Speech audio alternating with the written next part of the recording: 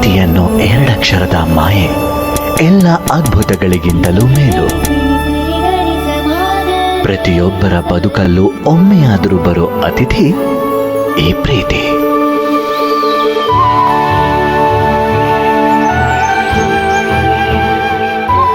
ಪ್ರೀತಿ ಇಲ್ಲದ ಪ್ರತಿ ಕಥೆಯು ಅಪೂರ್ಣ.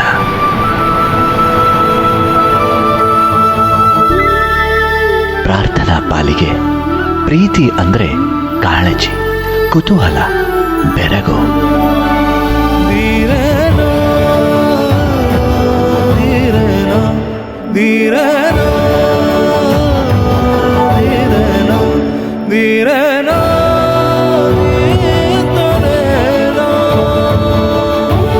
ಹಿಮವಂತನ ಪಾಲಿಗೆ ಪ್ರೀತಿ ಅಂದ್ರೆ ಶುದ್ಧ ತಪಸ್ಸು.